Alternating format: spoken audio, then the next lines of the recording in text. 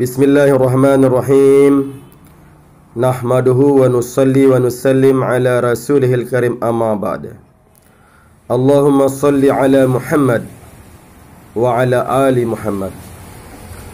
Pemirsa rahimakumullah, Allah subhanahu wa ta'ala menciptakan alam ini dengan berbagai keindahannya agar kita ingat kepada sang pencipta, yaitu Allahul Khaliq, Allah yang menciptakan. Allah subhanahu wa ta'ala berfirman, fazkuruni azkurkum washkuruli wa la takfurun. Karena itu ingatlah kamu kepadaku, niscaya aku ingat kepadamu, dan bersyukurlah kamu kepadaku, dan janganlah kamu mengingkari nikmatku. Al-Baqarah ayat 152.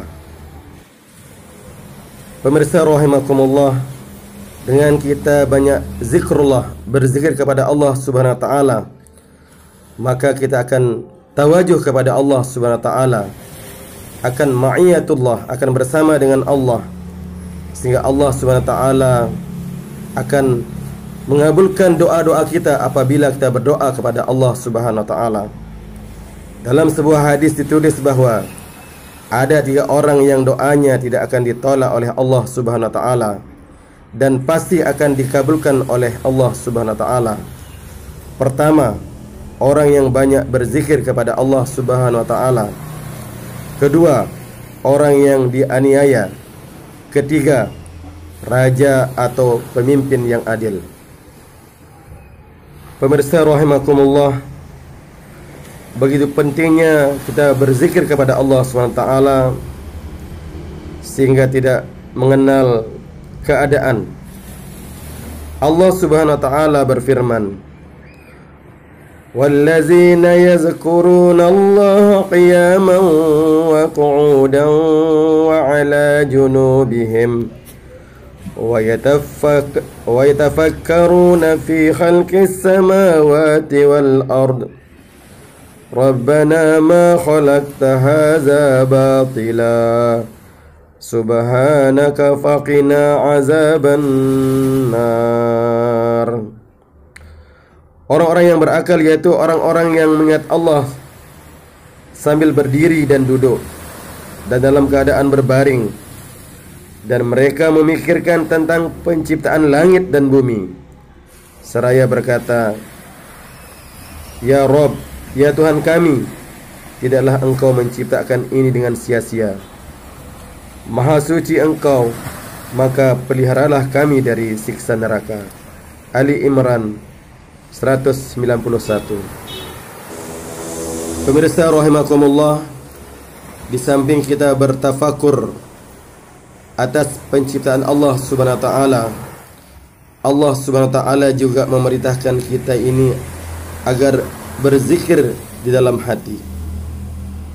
Wazkur rabbaka fi nafsika tadarru'an wa khifatan wa dunal jahri minal qawli bil guduwi wal asali wala takum minal ghafilin. Dan sebutlah nama Tuhanmu dalam hatimu dengan merendahkan diri dan rasa takut, dan dengan tidak mengeraskan suara pada waktu pagi dan petang, dan janganlah kamu termasuk orang-orang yang lalai.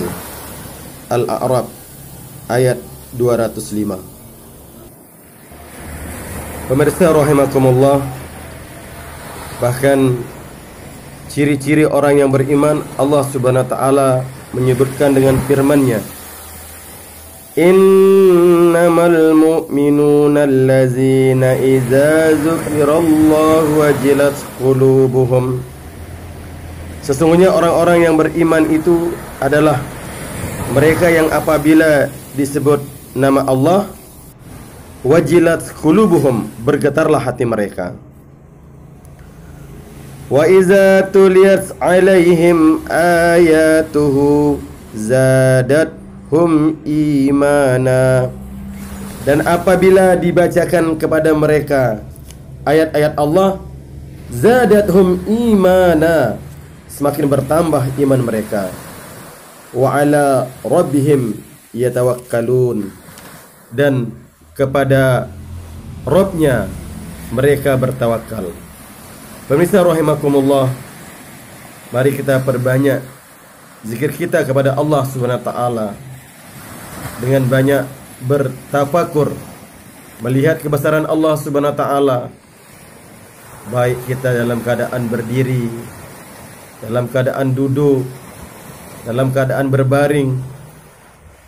Kemana saja kita berjalan ini, kita membaca ayat-ayat Allah Subhanahu wa taala, sehingga Allah Subhanahu wa taala menggolongkan kita ini tidak termasuk kepada golongan orang-orang yang lalai. Mudah-mudahan Allah Subhanahu wa taala berikan taufik dan hidayah kepada kita untuk selalu berzikir kepada Allah Subhanahu wa taala. Wallahu a'lam bissawab.